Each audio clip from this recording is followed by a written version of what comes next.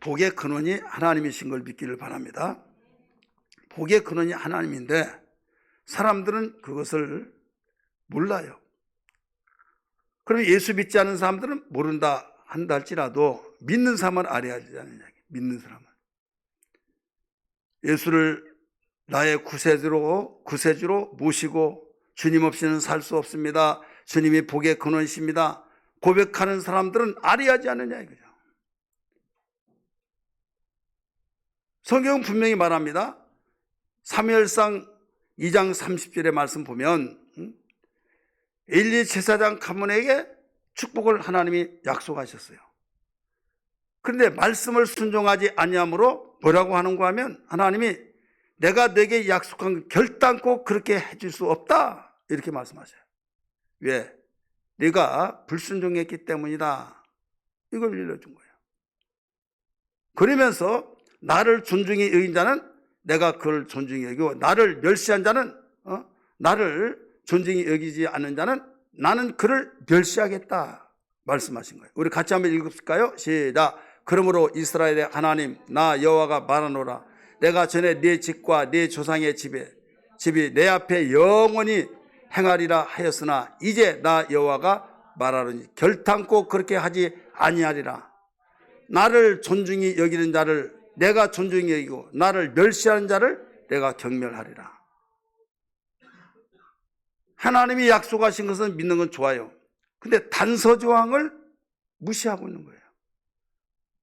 계약이라고 하는 것은 약속은 계약이에요. 이 계약이라고 하는 것은 혼자 하는 것이 아니에요. 당사자 나하고 그 상대방하고 하는 거예요. 약속을 하는 자가 있으면 약속을 받는 자가 있거든요. 그러면 약속을 받는 자가 파괴시키더라도 파괴가 되고 약속을 하는 사람이 파괴시키더라도 파괴가 되는 거예요. 둘 중에 하나가 파괴시키면 그 약속은 파괴가 되는 겁니다. 하나님은 한번 하신 말씀은 영원히 변치 않고 변혁지 않는다라고 말씀했더니 그 말씀을 오해하는 사람이 많이 있습니다. 하나님이 한번 말씀하신 걸 변하지 않는다는데 왜 하나님이 그렇게 약속해 주놓고 너는 결단코 그렇게 해줄 수 없다라고 말하느냐? 왜 하나님이 변했냐 이거죠. 일구연하시냐?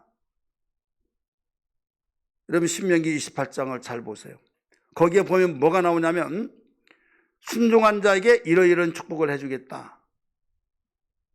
축복해 주겠다고 그랬어요. 들어가도 복을 받고 나가도 복을 받고 떡반죽 그릇에 떡이 그치지 아니하고 모든 복에 대해서 어마어마하게 축복을 약속하셨어요. 근데 그러나 내 명령을 순종치 아니하면 불순종하면 내가 그에게 저주를 내리지 하면서 하늘을 노수로 둘러버린다는 거예요. 하늘에서 비가 오잖아요. 농경사에서 비가 오지 않으면 살 수가 없잖아요. 이른 비와 늦은 비를 통해서 곡식이 자라고 열매를 맺게 하신 하나님인데 내 말을 불순종하면 내가 하늘에 노수를 둘러버리겠다. 그러면 우산만 쓰더라도 비가 맞지 않는데 노수로 거기에 둘러버리면 땅에 비가 적셔요? 적시지 않죠. 한마디로 말해서 농사가 안 된다는 거죠. 그러면서 가지가지 모든 저주의 말을 가르쳐 주셨어요. 오늘날 사람들이 생각하기를 뭐라고 생각한가 하면 하나님은 좋으신 분이니까 다 축복만 말씀하셨다. 하나님의 경고성에 대해서는 완전히 까맣게 다 잃어버리고 있어요. 자, 지금 복음 시대는요 기쁜 소식이에요. 기쁜 소식인데 여러분 내가 정말 자식에게 기쁜 소식을 주고 기쁘게 모든 것을 기쁨에 선물을 주고 다 그렇게 하죠. 그런데 말을 징그럽게 안 들어요. 안 들면 나는 내 아들 사랑하니까 절대 말 한마디도 하지 않고 때리지도 않고 야단도 치지 않고 다 알아서 되겠지 하는데 더 3살 버릇이 80까지 간다는 말이 있듯이 결국은 수정이 안 된다 이거죠. 제가 옛날 있었던 일을 간증했던 일을 좀 기억날까요? 4대 독자의 아들을 낳았어요.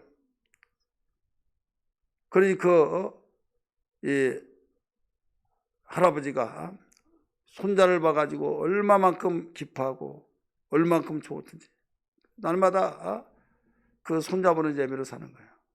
어이 우리 새끼 하면서 막, 그러니까 할아버지 올라타고 막 할아버지 뺨을 탁 때리니까 어이 이놈은 건강하고 막 힘도 세네 막 좋아가지고 또 이뻐하고, 그러니까 할아버지가 좋아한 것 보니까 얼굴 때리면 좋아한 거예요 막. 그래서 또 때리고 막 그러면 힘세고 건강하다고 막 좋아하고, 이제 자랐어요. 자라고 군대를 갔어요. 군대를 갔다가 와서 할아버지 보자마자 할아버지 하고 엉엉 부둥켜 우는데 느닷없이 할아버지 뺨을 갖다 그냥 딱 때리니까 막 불이 난 거예요 막. 야 이놈아 이게 무슨 짓이냐 막. 그랬더니 할아버지 제가 돈은 없지만 할아버지를 기쁘게 해드리기 위해서 이렇게 때렸습니다. 예. 할아버지가 좋아한 것은 때려주니까 좋아하더라 이거죠. 여러분 우습게 들을지 모르겠지만요. 그래 뭐냐면 우리 할아버지는 내가 지금까지 때렸을 때 너무 좋아가지고, 그러니까 기준이 없는 거예요. 때려줬을 때 하호 하면서 이놈이 힘이 세고 건강하고 막 좋은 말만 하다 보니까 그게 정상일까요? 교육이 잘못된 거죠. 하나님은 교육의 하나님인 걸 믿기 바랍니다. 그래서 하지 말라 말씀하셨어요. 그래서 기업을 이어받을 자가, 여러분 온전치 못한 자는 기업을 이어받으면 얼마 가지 못해서 다 무너집니다. 영원한 하나님의 기업을 우리에게 약속하시는데 그것을 관리하고 감당할 수 있으려면 지혜가 있어야겠고 또 명철 총명이 있어야겠고 사리 분별을 잘 하면서 하나님이 교육시킨 대로 모든 것을 다 철저히 받아야 된다 이거죠. 그래서 우리는 고난이라고 하면 그 자체를 슬퍼하고 안 좋다고 하지만은 궁극적인 면에서는 고난을 왜 주시느냐? 온전한 사람을 만들기 위한 것이라는 걸 믿기 바랍니다. 고난이 없을 때는요, 내가 똑똑해서 내가 잘나서 내가 대단해서 잘 된 줄만 생각하고 있다 이거죠. 그래서 잘 아시는 시편 107편에 보면 고난을 통해서 우리에게 겸손을 만들게 하신다라고 한 말씀을 들었잖아요. 기억하십니까? 기억 못해요? 또 찾을까요? 따라서 고난을 통하여 겸손하게 하신다. 까불고 교만하고 엉뚱한 짓 하면요, 하나님이 사랑하는 자이기 때문에 너 이대로 가면 너는 망한다. 나는 네가 망한 것을 원치 않는다. 그러면서 그것도 바로 잡아줄 때가 있다 이거죠. 보라 지금은 은혜 받을 만한 때요, 보라 지금은 구원의 날이로다 말씀하셨잖아요. 날이 항상 있는 거 아니다 이거예요. 오늘부터 하면 내일하고 하면서 미룬대요. 아니에요. 때가 있어요. 그렇기 때문에 하나님은 거기에 대해서 철저하게 훈련을 시키신데, 우리 고난을 통해서 사람이 아차 하면서 하나님 하면서 그때 회개하고 고난을 통해서 나를 용서해 주시고 낮아지더라 이거죠.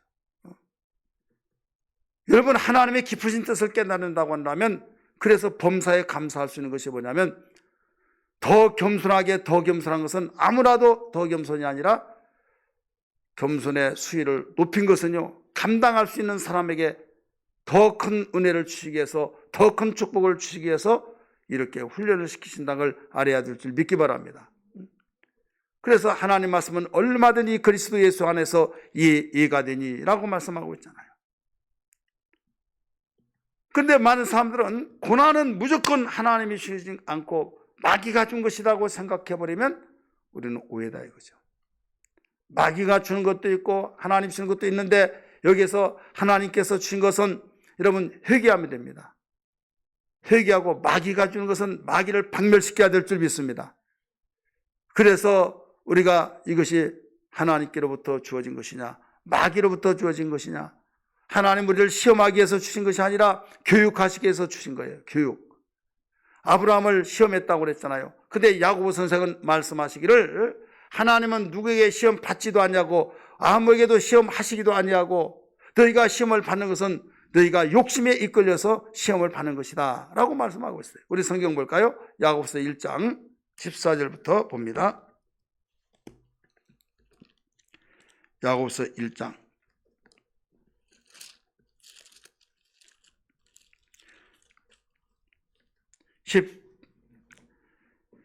13절부터 읽을까요? 14절까지 시작. 사람이 시험을 받을 때 내가 하나님께 시험을 받는다 하지 말지니 하나님은 악에게 시험을 받지도 아니하시고 친히 아무도 시험하지 아니하시니라. 오직 각 사람이 시험을 받는 것은 자기 욕심에 이끌려 미혹됨이니. 자, 자기의 욕심에 끌려서 미혹되기 때문에 시험 받는 것이, 하나님은 누구의 시험하지 않는다 이거죠. 시험 받지도 않고. 그런데 창세기 22장에는 하나님이 아브라함을 시험하사 이렇게 나오거든요. 우리 성경 볼까요? 창세기 22장 같이 읽습니다. 1절 시작. 그 일 후에 하나님이 아브라함을 시험하시려고 그를 부르시되 아브라함 하시니 그가 이르되 내가 여기 있나이다. 무엇을 하시려고? 시험하시려고. 시험을 아무에게도 받지도 않고 하지도 않는다는데 왜 저기서 하나님이 시험하시려고 분명히 나오잖아요. 그래서 우리는 알아야만 됩니다. 시험이라고 하는 것은요, 파괴시키는 거예요. 근데 여기에 시험은 테스트입니다. 한마디로 말해서 교육. 하나님은 도둑질하고 죽이고 멸망시키는 분이 아니라 생명을 얻게 하고 더 풍성케 하기 위해서 우리에게 생명을 얻게 하시는 살리신 분인 걸 믿기 바랍니다. 근데 마귀는 도둑질하고 죽이고 멸망시키는 것이 목적이에요. 그래서 시험에 들게 만드는데 하나님은 시험하지 않는다. 여기에 그러면 시험이 뭐냐? 이것은 원어에 보면 바로 테스터. 네가 얼마만큼 지금 복된 일로 잘 진행하고 있느냐 없느냐, 이것을 그의 신앙의 모든 수위를 알아보게 하시려고, 이런 의미예요. 그러니까 하나님의 그 시험을 우리가 감당하지 못한 사람은 기회를 준 거예요. 자격 미달로 자격이 채워지기까지 계속 연단이 길어요. 연단이. 아무리 나에게 주시옵소서 한다 할지라도 기본적인 그 하나님께 복받을 그릇이 준비되지 않으면 그릇이 갖춰지기까지 계속 시간을 끌게 된다 이거죠. 그러니까 우리는 주시옵소서라고 하는 기도보다는 하나님이 보시기에 합당한 믿음의 합격자가 되게 하여 주옵소서. 하나님을 기쁘시게 하는 믿음의 사람이 되게 하여 주시고, 하나님이 인정하시고 하나님이 검증하실 때 감동을 받으시는 믿음의 그릇이 되게 해달라고, 이렇게 기도한 것이 더 빠르다는 것을 믿기 바랍니다. 하나님은 정확하셔요. 그래서 마귀의 시험이냐 하나님의 시험이냐, 개혁성경의 그 시험이라는 단어로서 비출 때는 그렇게 말을 하고 있지만은 원어의 뜻대로 보면 하나님 시험하지 않아요. 여기에 시험은 테스트이기 때문에 본질이 달라요. 죽이려고 목적을 삼고 그 시험하는 거. 한번 찔러봐 가지고 실력이 갖춰지냐 안 갖춰지냐, 무섭냐 안 무섭냐, 그것을 보는 것은 마귀가 하는 거고, 하나님은 축복을 주시려고 시험하시는 거죠. 테스트 하시는 거죠. 자, 아브라함을 하나님께서 만민 중에서 택하여 복의 근원이 되기 위해서, 복이 되기 위해서 하나님이 부르셨어요. 근데 모두 이 사람이라고 하면 하늘에 툭 떨어져 나온 것이 아니잖아요. 여러분이 우리 김민영 집사님이 호적등본을 떼었다. 그러면 내 것을 떼어요. 자기 것을. 그러면 자기 이름만 나와요? 바로 그의 아버지가 누구고? 예, 나와요. 그러니까 내 걸 떼었는데 왜 아버지의 이름이 나옵니까? 왜 어머니의 이름이 나옵니까? 너는 스스로 툭 떨어져 나온 자가 아니라 너는 너의 바로 너를 낳아주시고 너를 키워주신 너의 출자는 너의 부모 이런 분이다. 이름 석자가 딱 나와 있다 이거죠. 내 호적을 떼는데 그 이 말이 무슨 말이냐면 지금 아브라함을 알려주기 위해서 아브라함의 아버지 데라의 쭉 족보가 나온다 이거죠. 족보. 그래서 11장을 읽은 거예요. 왜 그런가 하면 아브라함은 이스라엘 백성들에게만 조상이 아니라 믿는 자들에게까지 조상이라는 걸 알아야 될 줄 믿습니다. 그래서 아브라함을 우리는 잘 알아야 된다 이거죠. 따라서 합시다. 아브라함은 믿는 자들의 조상이기도 하다. 믿음의 조상. 그래서 아브람, 우리 그렇게 나오잖아요. 아브람. 이 아브람은 그냥 아비란 뜻이에요. 아비, 조상이란 뜻이에요. 근데 나중에 하나님의 이름을 개명시켜 줍니다. 아브라함, 이건 열국의 아비, 모든 세상의 사람의 조상이란 말이에요.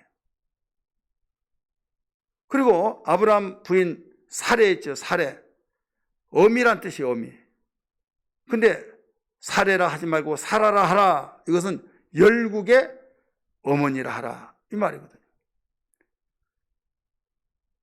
우리는 육신적으로서는 아무런 관계가 없어요. 그러나 믿음으로서 아브라함에서부터 믿음이 계속적으로 하나님이 족보를 흘려서 보내기 때문에 우리는 아브라함이 어떤 믿음을 가졌는가, 어떤 삶이란 걸 알아야 할 이유가 여기에 있는 거예요.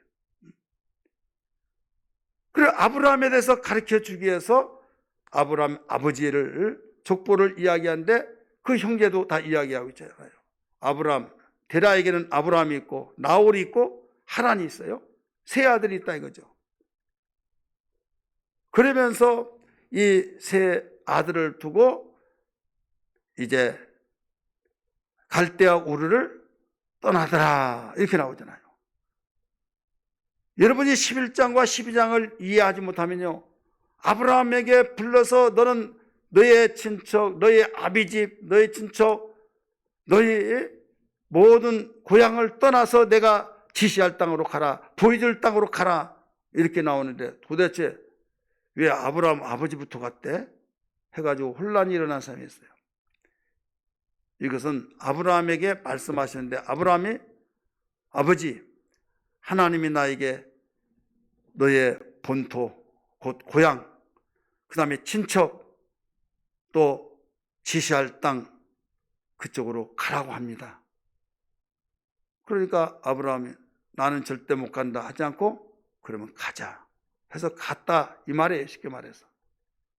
근데 문제가 생긴 거예요. 뭐냐면 아브라함의 그 아버지 데라의 세 자녀가 있었다고 그랬잖아요. 하나는 아브라함이 장남입니다. 두 번째 나홀이라는 자가 있어요. 세 번째 하란이 있어요. 근데 하란은 막내 아들인데 죽었다 이거죠. 대신 아들이 있는데 곧 롯이에요. 그 여러분 롯 잘하는 롯. 아브라함에 다닐 때마다 꼬리를 달고 다니듯이 계속 줄줄줄 따라다니고 그랬죠. 아브라함의 마음이 참 착한 자, 또 장남이기 때문에 그 조카 롯을 데리고 다닌 거죠. 지금 하나님이 왜 아브라함을 불렀느냐? 내가 너를 복의 근원이 되게 하기 위해서다. 하나님이 복의 근원이시지만 사람들이 복받는 것은 너를 통해서 복을 받게 하기 위한 것이다. 1절 먼저 우리 읽습니다. 12장 1절. 12장 1절. 읽어요. 시작.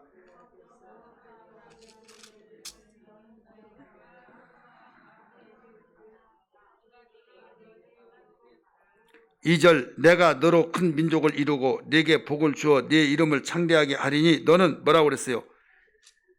복이 될지라. 우리 개역성경에는 복의 근원이 될지라 이렇게 나와요. 그러니까 하나님 복의 근원이라고 하니 왜 아브라함이 복의 근원이냐 해가지고 개정판에서는 너는 복이 될지라 이렇게 받고 나서 오해가 있다고 해서. 이 말은 사람의 모든 복들은 아브라함을 통해서 복을 받는다는 거죠. 복의 근원이 되신 분이 아브라함에게 내가 너로 온 민족에서 너를 높여주고 너를 통해서 복을 받게 해주겠다, 이거예요. 그러면서 너는 복이 될지라. 많은 사람이 축복, 복 이걸 혼돈하고 있어요. 복에 대해서 이왕에 말 나왔으니까 여러분, 복이 뭐고 축복이 뭐예요? 어떤 사람은 그렇게 말합니다. 예수님 믿지 않는 사람은 복이고 믿는 사람은 축복이고, 무식이 담대하다고 굉장히 담대합니다. 예수님 믿지 않는 사람은 복, 샤머니즘적인 그 복, 그래서 복이고, 예수 믿는 사람은 축복이라고 말합니다. 여러분, 축복과 복은 달라요. 왜 다르냐? 아브라함에게 너는 복이 될지라 나오잖아요. 아브라함 너에게 3절의 말씀 보면 너를 축복한 자에게는 그에게 복을 주고 너를 저주한 자에게는 내가 저주를 하겠다, 이렇게 나오죠. 자세히 봅니다. 3절 시작. 너를 축복한 자에게는 내가 복을 내리고 너를 저주한 자에게는 내가 저주하리니 땅의 모든 족속이 너로 말미암아 복을 얻을 것이라 하시니라. 자, 여기서 설명해 주고 있잖아요. 복이라고 하는 것은 바로 이 복의 뿌리예요. 근데 축복은 우리가 축하와 함께 그를 칭송하고 부정적으로 비비꼬아서 어떤 비난조로 부정적으로 이렇게 악담하고, 그게 아니라 그분 참 정말 진실하고 참 좋으신 분이고 그분 내가 존경하고, 이게 다 축복이에요. 어떤 사람은 복은 그 물질적인 복이고 축복은 영적인 복이고 또 이렇게 말하고 있어요. 그게 아니에요. 오히려 복은 영적인 복이고 축복은 물질적인 복, 이렇게 말하는 사람들인데, 어쨌든 복이라고 하는 것은 하나님께로부터 나온 거예요. 복이라고 하는 것은. 축복은 열매로 본다고 한다면 복이라고 하는 것은 뿌리, 축복은 열매로 본다면 복은 나무로 말하면 돼요. 나무. 자, 나무는 계속돼야 한대요. 열매는 그 따기만 하면 끝나는 거예요. 그래서 복이 있어야만 되는지 축복만 있으면요 나중에 오래 못 갑니다. 그래서 너를 축복하면 내가 복을 주겠다. 그러면 여기서 뭐가 더 중요하다는 걸 가르쳐 주고 있어요? 복이 더 중요해요? 축복이 더 중요해요? 아리송이에요? 자, 아브라함에게 말해요. 아브라함아, 너의 주변의 사람들이 너를 축복한 자에게 내가 복을 주고 너를 저주하면 내가 저주를 내리겠다. 너로 말미암아 복을 받을 것이다. 이게 나오죠. 그러니까 복과 축복을 분명히 구분을 했어야 안 했어요? 했죠. 그럼 복이 더 중요한 거예요? 축복이 더 중요한 거예요? 예? 오늘 안 나오신 분은 나오시기 참 잘하셨네. 무식이 담대하다고 막 복, 축복 막 짬뽕 해가지고 막 다, 그러니까 나를 왜 복 안 주시냐고 하고 막, 권사님들도 그런 분 있어요. 왜 나를 복 안 주시냐고. 복은요 쉽게 말해 나무예요. 나무, 사과나무. 근데 사과는 축복에 예를 든다면 사과나무가 있는 한 열매는 한없이 계속 열게 돼 있어요. 할렐루야. 믿으시길 바랍니다.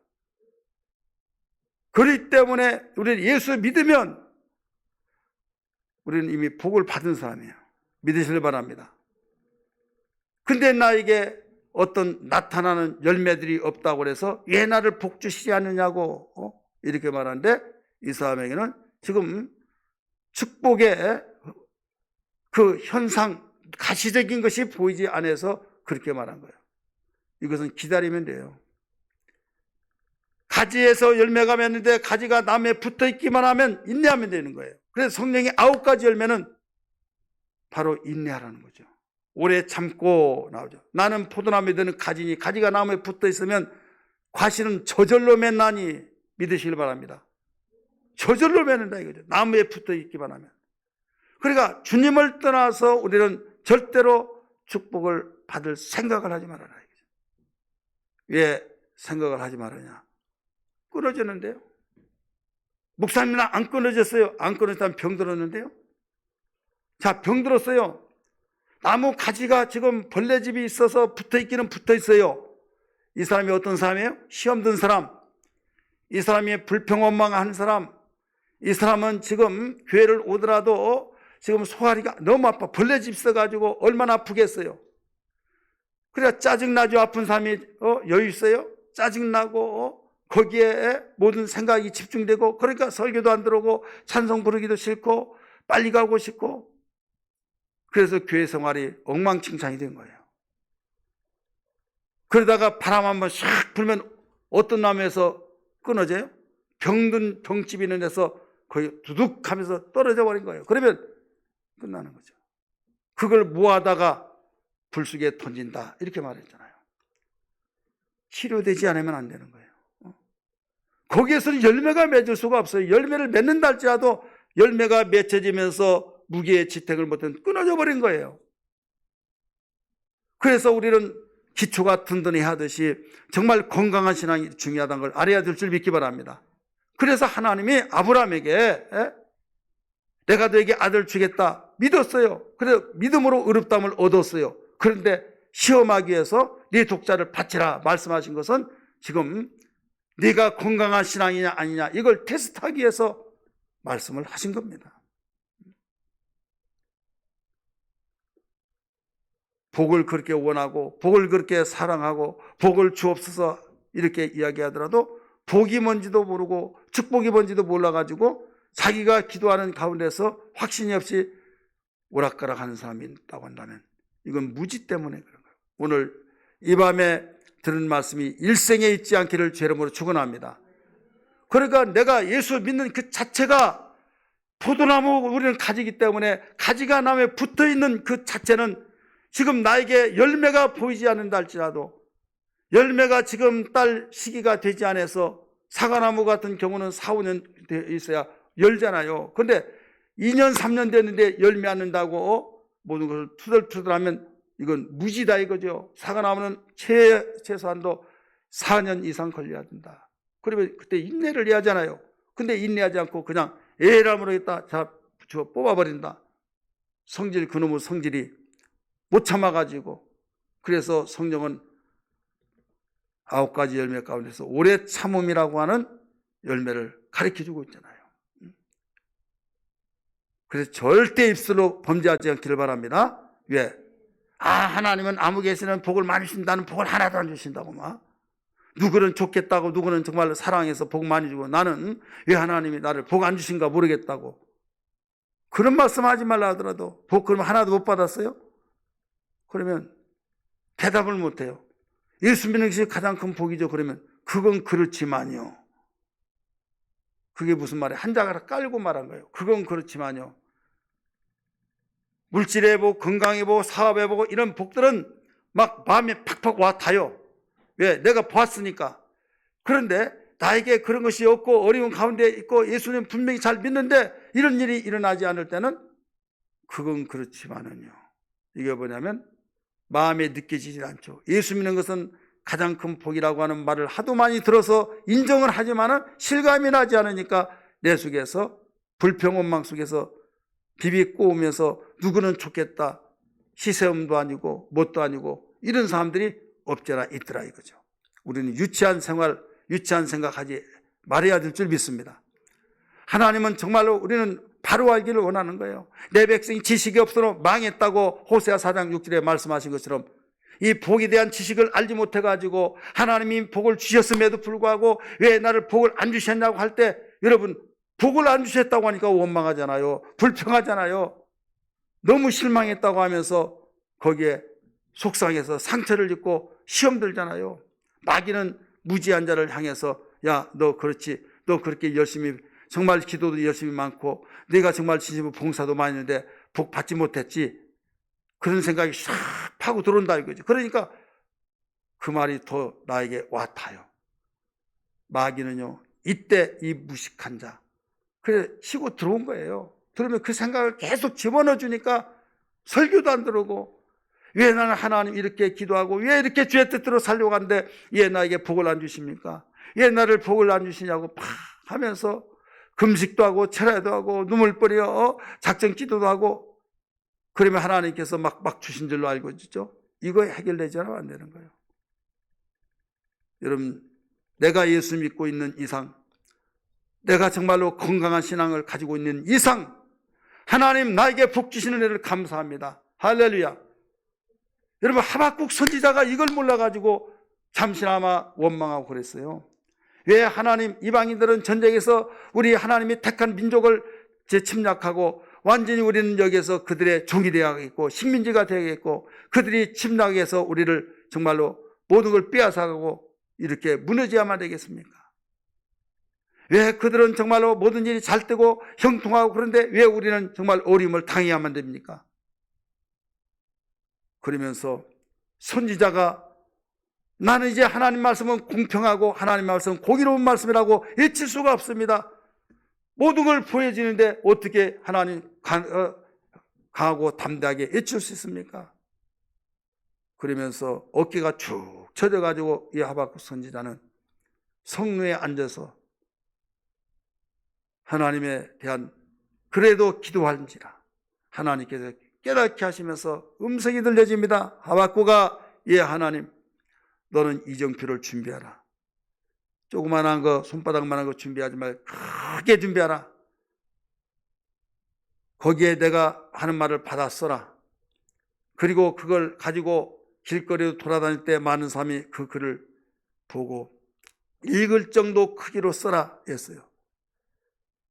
받아 적어 하면서 그 말씀이 오직 의인은 믿음으로 말미암아 살리라, 이 말씀을 적으라는 거예요. 오직 의인은 믿음으로 말미암아 살리라. 우리 한번 따라서 합시다. 오직 의인은 믿음으로 말미암아 살리라. 그 말씀을 듣는 순간에 머리를 치는 것 같아가지고 깜짝 놀라버린 거예요. 자기는 믿는다고 하면서도 믿음으로 살지 못하고 현상적으로 나타나는 것이 없다고 해서 불평원망했던 걸 하나님께 회개하고 그가 노래를 지은 것이 하박국 3장 18절 이하에 있는 말씀을 노래한 거예요. 구원의 하나님을 찬송하리로다 하면서 애양간에 송아지가 없을지라도 무화과나무에 열매가 없다 할지라도 감람나무에 소철이 없다 할지라도 내가 여호와로 인하여 구원을 찬송하리로다. 할렐루야. 자, 무엇을 알았기 때문에요? 복이 무엇이라는 걸 알았기 때문에. 사랑하는 성도들이요, 오늘 아브라함은 이제 가시적인 축복을 주시기 위해서 그래서 테스트하는 거죠. 그래서 하나님은 뭐라고 말씀하시는가 하면 독자 이삭을 바치라고 했을 때 바쳤잖아요. 자기 부엘에게 상의했다고 한다면 나 죽이라고 하면서 나는 절대 할 수 없다고 말할까 봐 상의 한마디 하지 않냐고, 장작을 그 아들에게 짊어지게 하고 모리아산에 올라가게 합니다. 아버지 하나님께 제사 드리기 위해서 나무는 여기 있지만은 양은 어디 있습니까? 물어보는 거예요. 자, 아버지가 얼마나 가슴이 아플까요? 너다 할 수도 없고. 나무는 누가 짊어지고 가요? 지금 조금 있으면 제물이 돼야 할 아들이 지금 짊어지고 가는데 아버지게 그 질문하는 거예요. 아버지, 왜 그러냐? 하나님께 제사 드리기 위해서 나무는 가지고 가는데 제물은 어디 있습니까? 정말 말을 하지 않아서 그렇지 아버지의 가슴이 얼마나 가슴 아리겠습니까? 이때 하나님이 주시는 대답을 할 수 있도록 아브라함에게 생각을 집어넣으셨어요. 여호와 이래 말씀하신 거예요. 하나님께서 다 준비하셨느니라. 따라서 하나님이 다 준비하셨느니라. 이게 여호와 이래라는 말입니다. 준비하셨다. 그래서 정상까지 올라가서 지금 자기 아들이 장작을 메고 왔던 것을 다 잡고 쌉니다. 쏴서 양이 어딨나 두리번거리는데 느닷없이 밧줄로 가지고 그 아들을 다 손발을 묶더니 거기에 장작 위에 딱 올려놓고 칼을 빼서 막 착 빼서 막 목을 치려고 합니다. 하나님이 워낙 다급해져. 아브라함아, 아브라함아, 아브라함아, 칼을 멈춰라. 청천날벼락처럼 막 소리가 뇌성처럼 들려서 칼을 멈췄습니다. 뒤를 찾아봅니다. 저 가시던 풀에 지금 막혀서 가지 못한 양을 잡아서 드리라 해가지고 하나님 준비했어요, 안 했어요? 여호와 이레로 준비한 그 양을 이삭을 풀어주고 제사를 지냅니다.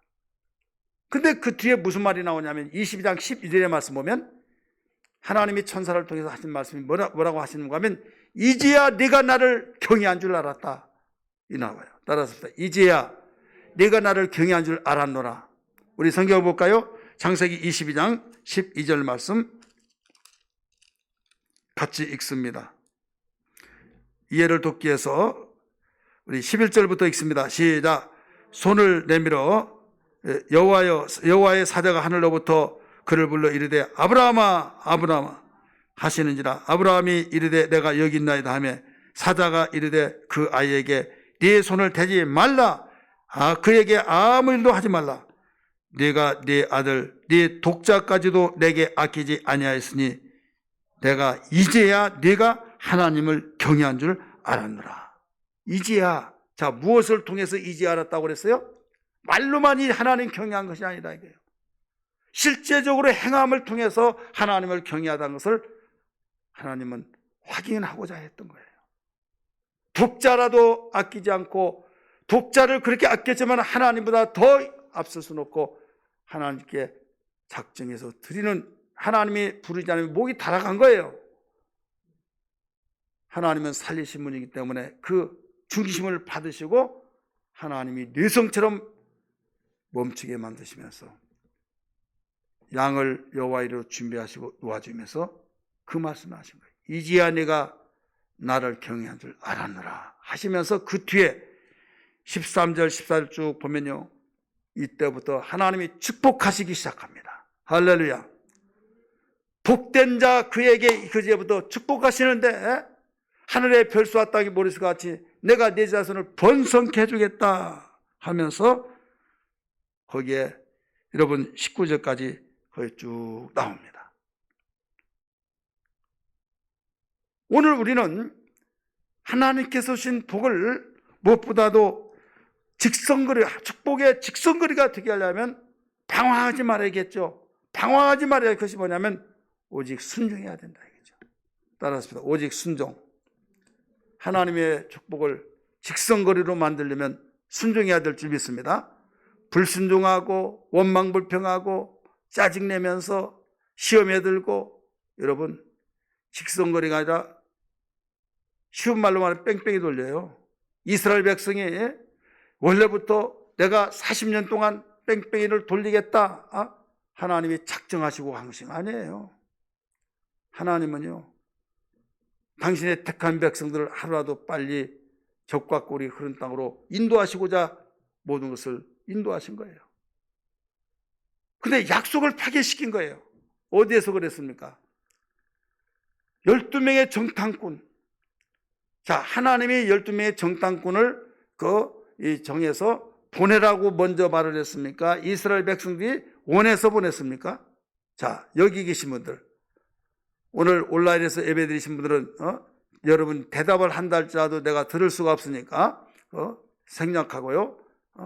여러분 그래도 스스로 한번 또 가족끼리 예배드리신 분은 이야기해 보세요. 정탐꾼을 가나안 땅에 보내는 것은 백성들이 원해서 하나님 보내준 거예요? 아니면 하나님이 먼저 정탐꾼을 정해서 가라고 해서 정탐을 하게 된 거예요? 어떤 거예요? 김기랑 목사님 말씀 잘하죠? 뭐요? 모른다고 시간 없어요. 예? 우리 이순자 집사님?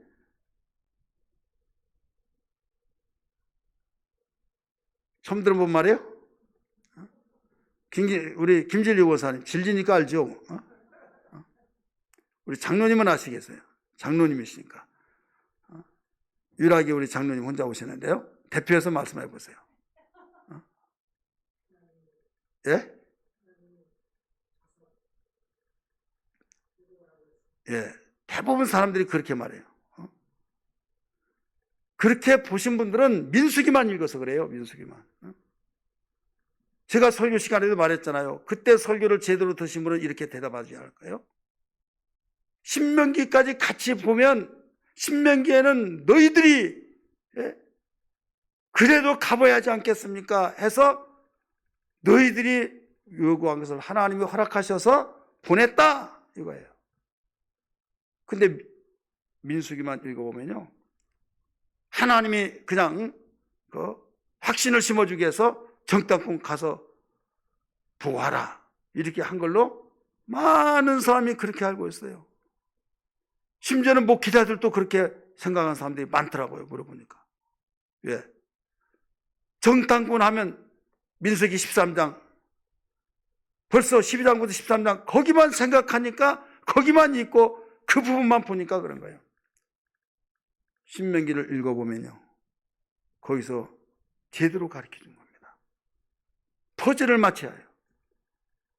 백성들이 도대체 언제고 우리가 적과 꿀이 흐르는 땅을 가느냐 이거죠. 그 땅이 한 번도 가보지도 않았던 땅, 종살이 하면서 지도도 없고 말만 들어서 적과 꿀이 흐르는 땅이라고 하는데 도대체 어디냐? 가나안 땅이라고 하니까 그러면 우리에게 그 가나안 땅을 정탐을 하고 오게 해달라고 하니까 하나님께서 모세야 보내라 해서 보낸 거예요. 보냈는데 거기에 갔다 와서 10명과 2명의 그 보고가 다르잖아요. 똑같이 갔다 왔는데 10명은 우리는 망했습니다. 우리는 망했다. 왜 망했다고 그래요? 신장 비교할 수도 없고 그들은 철병거를 오늘날은 막 탱크 막 이렇게 준비해서 국방력이 강했다 이거죠. 근데 그들은 그냥 아무것도 없어요. 맨주먹이에요. 싸움에서 이길 수 있겠느냐 이거죠. 그래서 살 길이 하나 있다고 한다면 한 지도자를 세워서 다시 애굽으로 가는 길밖에 없습니다. 그들도 방송태국하면서 막 울고 막 난리 났어요. 밤새도록 300만 명이라고 하는 숫자들이, 애들까지. 여호수아 갈렙은 뭐라고 그랬습니까? 여러분 신정하세요. 지금 말했던 분들이 말이 다 맞습니다. 그러나 다만 여호와만을 거역하지 마세요. 단호하게 말했어요. 따라서 다만 여호와만을 거역하지 말자. 하나님이 기뻐하시면 그들은 우리의 밥이다. 여러분 밥 먹는 거 쉬워요 어려워요? 쉬워요 어려워요? 만약에 어렵다고 한다면요, 병든 사람이요.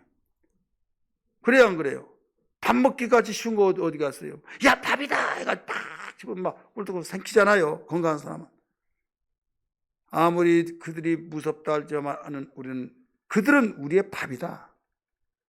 듣기 싫다 해서 막 돌을 들어서 막 죽이려고 그랬어요. 그냥 던지기만 끝나는 거 죽는 거예요.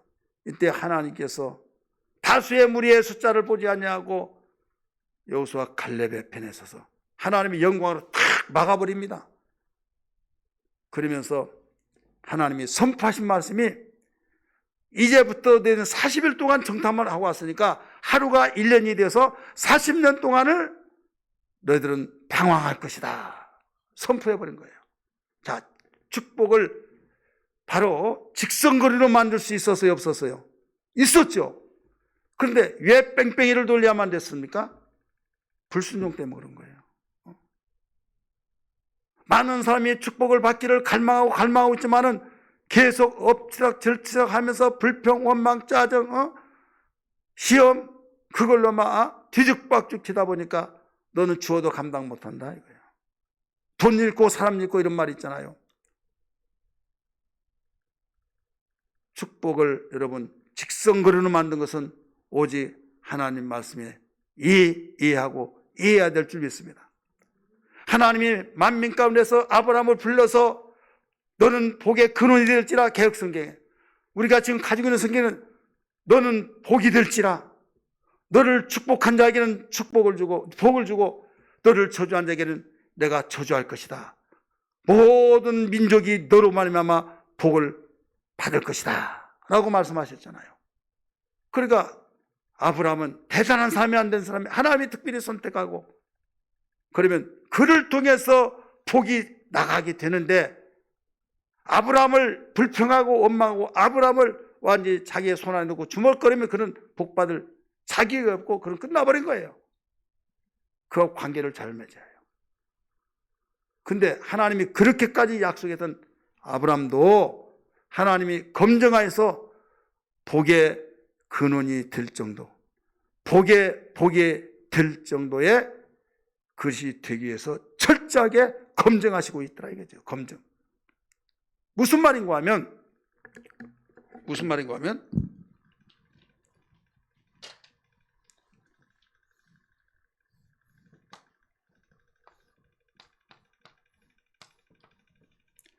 자, 여기가 지금 여기서 현재 지도는 여기에 다 터키입니다. 여기 가멜산, 여기는 갈릴리 바다, 사해 바다. 그다음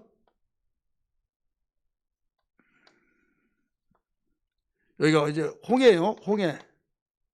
그다음에 이쯤이 페르시아만 아시죠? 페르시아만. 갈대아 우르가 어디냐면 여기 있어요, 여기 있어. 갈대아 우르. 여기가 하란이에요, 하란. 지금 하나님이 데라에게 세 아들이 있다고 그랬죠? 아브람, 나홀, 하란. 근데 아브람에게 말하기를 너는 본토, 친척, 아비 집을 떠나서 내가 지시할 땅으로 가라. 내가 보여줄 땅으로 가라. 그래서 아버지가 이야기하니까 아버지가 야 가자 해서 가는 거죠. 그게 11장에 같이 가는 걸 알 수 있잖아요. 근데 여기에서 갈대아 우르에서 세 아들 중에 누가 죽었다고 그랬어요? 막내 아들 하란이 죽었어요. 조카 롯을 데리고 갑니다. 가서 어디까지 갔어요? 아들의 이름의 지명과 똑같은 여기가 하란이에요. 하란. 그래서 하란은 죽었다는데 뭐 하란에 뭐 이런 말이 나오니까 여러분이 성경에 그 자세히 읽어보지 못하면 그런 그 생각도 들 수가 있는 거예요. 조신자들은. 여기가 하란인데 이제 여기서 떠날 때가 아브라함이 75살이에요. 이때 조카와 나홀과 그 다음에 아브라함이 여기서 데라 아버지가 죽었어요. 하나님이 또 가라고 하니까 가요. 그냥 무전여행 있잖아요. 주소 가지고 간 것도 아니에요. 가라 하면 가는 거예요. 이스라엘 백성이 그냥 가라고 할 때 가는데 불기둥과 구름기둥에 인도를 받고 갔듯이 하나님께서 내비게이션 되셔서 인도하신 대로 가요. 가서 우회를 이제 다 가면서 쭉 가나안 땅으로 입성해서 여기가 세겜 땅입니다. 세겜 땅인데 여기에서 이곳이다 하면서 여기에 동쪽으로는 베델이요 또 이 서쪽으로는 아이성이 되어지는 여기다 하니까 제단을 쌓았다고 그랬어요. 나라에서 제단을 쌓았다. 오늘날은 하나님께 예배를 드렸다 이거죠. 그럼 여기서 천막을 치고 여기서 살아야 안 살아요? 살아야죠. 그런데 여기에는 가나안 땅의 주민들이 있었다 이렇게 가르쳐줬어요. 가는 날이 장날이라는 말이 있죠. 가는 날이 장날이란 말이 있듯이 그때 풍성한 과일로 많고 곡식이 있고 그러면 좋은데 기근이라고 그랬어요. 흉년이 들어서 먹을 것이 없다. 그런데 여기는 이제 어디냐면 이집트입니다. 오늘날 이집트, 애굽. 이 남방으로 쭉 내려가면 이집트에는 애굽에는 양식이 있다더라 말을 듣고 내려갑니다. 근데 거기에서 성경 보니까 거류하려고 여기서 살려고 하나님이 여기라고 말했는데 양식이 없다고 하는 이유로 양식이 있다는 곳으로 내려가요. 내려가서 여기서 살려고 하는데 아브라함 부인이 워낙 이쁜가 봐요. 최고의 아름다움. 많은 사람이 다 인정을 했던 것 같아요. 그러니까 자기 와이프가 그렇게 이쁘니까 항상 좋기는 좋은데 어디 여행 가면 항상 불안해요. 왜? 이쁜 사람에게 달라 덤벼들지 찝쩍거리지 미운 사람 보지도 않잖아요. 그러니까 사진에 약조를 합니다. 여보 당신이 너무 이뻐가지고 찝쩍거리는데 미안하지만은 내가 결혼하는 줄 알면 나 죽이고 당신 뺏어가니까 우리 살려면 별 수 없다 하면서 결혼 안 하고 우리 온누이 사이라고 하자. 온누이. 알았지? 알았다고. 그러면서 애굽 왕의 대신들이 왕에게 점수 달려고 왕이여 여차여차 어떤 나그네가 왔는데 너무 이쁩니다 해가지고 왕에게 보고하니까 그럼 데리고 와봐라. 정말 천하에 그런 이쁜 사람이 없더라 이거죠. 그래서 왕하고 하룻밤을 이제 지내게 됩니다. 하나님께서 말씀하시기를 여봐라 너는 옛 남의 아내를 데리고 왔네. 옛 남의 아내를 네 아내로 삼으려고 했느냐. 당장 내줘라. 그래서 아브라함을 불러요. 너는 왜 네 아내를 네 온누이라고 했느냐. 하마터면 내가 너 때문에 죽을 뻔했다. 그래서 성경 아까 읽었잖아요. 이 일로 인하여서 바로 애굽에 재앙이 내렸다라고 가르쳐 주잖아요. 그러면서 이모저모 다른 소도 낙타도 양도 막 더 주어가지고 바로 이때부터 거부가 돼가지고 이제 자기 부인 찾아가지고 내려왔어요. 하나님께서 말씀하시기를 13장에 뭐라고 말씀하십니까? 아브라함아 너는 다시 남방에서 처음에 장막 쳤던 곳으로 올라가라. 이렇게 나오죠. 13장 1절부터 봅니다. 같이 읽습니다. 읽어요. 시작.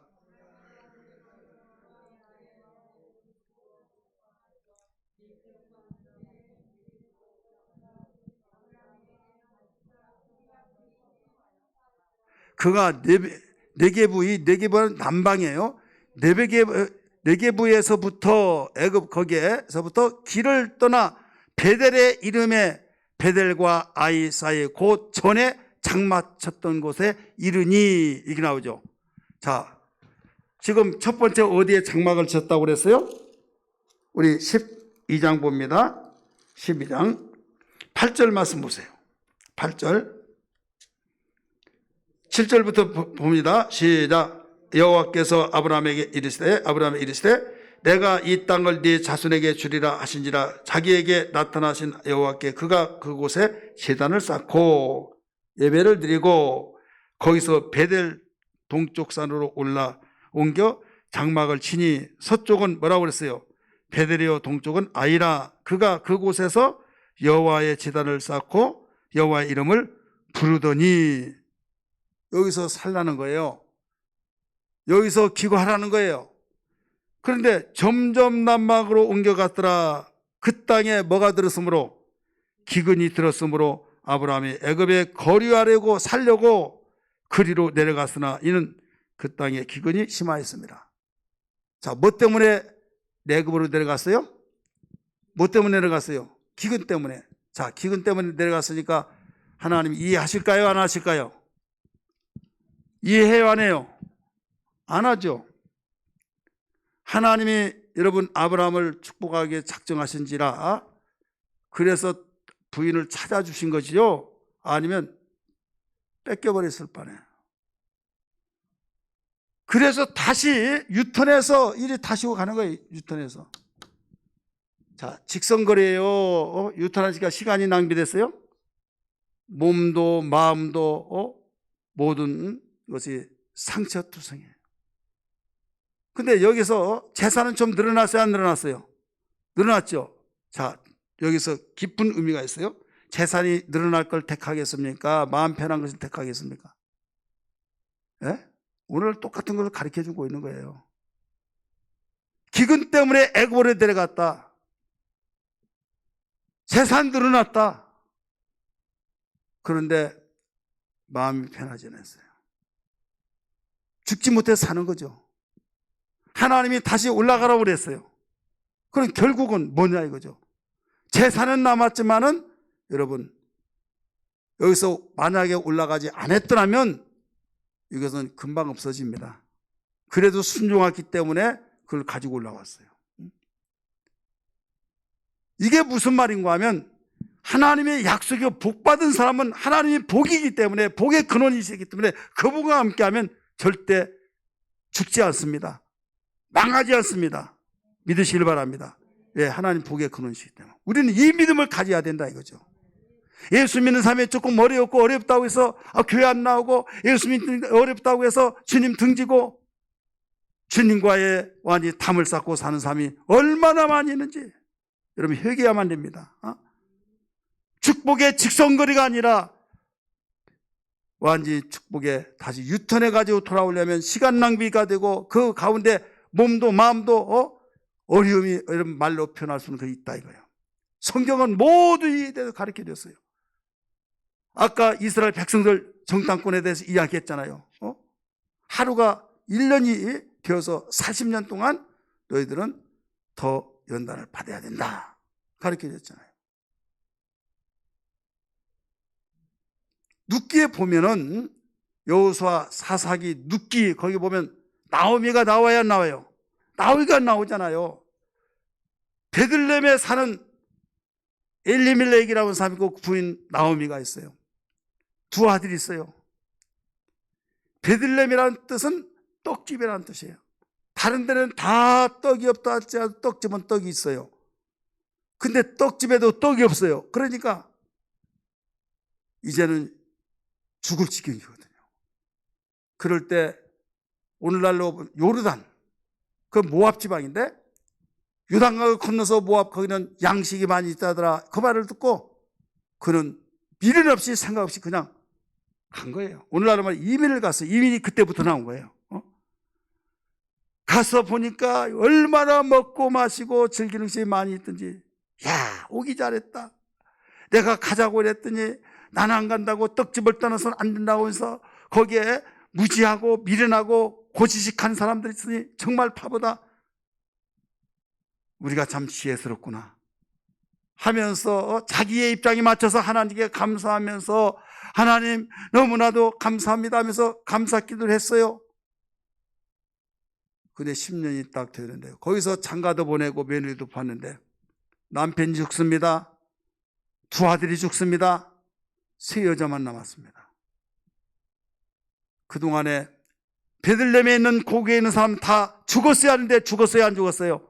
안 죽고 하나님이 양식을 주셨다 하더라 하니까 이게 뭐냐 이거죠. 나오미란 말은 희락이란 말이에요. 기쁨이란 뜻이에요.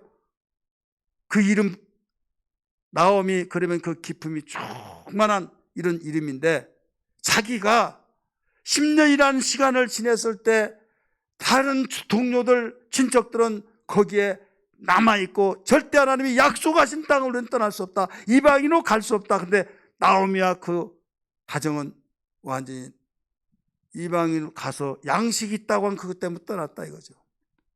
그러니까 거기서 굶고 힘들고 그럴 때 그들은 풍족하게 사니까 그게 복인 걸로 생각하는데, 인생은 하루살이가 아닙니다. 인생은 온전한 영원한 존재라는 걸 믿기 바랍니다. 거기에서 10년이 길다면 길지만 10년 지나갔어요. 10년이 지나가면서 남편 죽었어요. 두 나아들 죽었어요. 세 여자만 남았어요. 그동안에 이제는 고기에는 양식이 있다는 말을 듣고 할 수 없이 거기에 어깨 쳐져가지고 돌아와요, 안 돌아와요? 돌아오죠. 자, 축복의 직선거리를 여러분 취했습니까? 돌고 도는 걸 취했습니까? 돌고 도는 걸 취했잖아요. 오늘날 우리에게 무엇을 가르쳐주고 있습니까? 예수님 믿는 사람도, 하나님을 섬기는 사람도 여러분 축복된 삶이 무너져버리고 정말로 빈털터리가 되고 어렵고 힘든다고 하는 그 사실을 가르쳐주고 있는데, 그러나 가지가 나무에 붙어있듯이 복은 있다 이거예요. 할렐루야. 복이 있다. 그래서 복과 축복을 구분할 줄 알아야 된다 이거죠. 축복이 지금 보이지 않는다고 해서 마음이 갈등이 생겨서 교회 다니더라도 뭐 이렇쿵 저렇쿵 하면서 하나님 섬기더라도 별것 없다 하면서 하나님을 등지고 그 물질에 무슨 복 그거 찾아서 돌아다니라고 하다가 보면 여러분 우리는 하루살이가 아니다니까요. 정신 차려야만 됩니다. 아브라함이라 할지라도요, 검증을 하나님이 하셨어요. 너를 축복한 자에게 내가 복을 주고 너를 저주한 자에게 내가 너를 저주하겠다. 그를 저주하겠다. 그러면 아브라함은 무조건 막 통과해야 할 거 아니에요. 그런데 지금 세겜 땅에 통과해서 바로 여기다 했을 때 거기서 장막을 쳤으면 아무리 어렵다 할지라도 흉년이 들어서 없다 할지라도 거기에서 하나님이 인도하셨으니 믿음을 가지고 거기에서 하나님께 물어보기라도 하고 하나님 어찌하오리까 하면 가라면 가고, 그런데 자기 자작으로 자기의 생각으로 갔다 이거예요. 다시 돌아왔잖아요. 돌아올 것을 뭐하러 갑니까? 우리는 하나님을 제대로 알고 하나님 떠나서는 우리는 절대로 복을 받을 수 없다.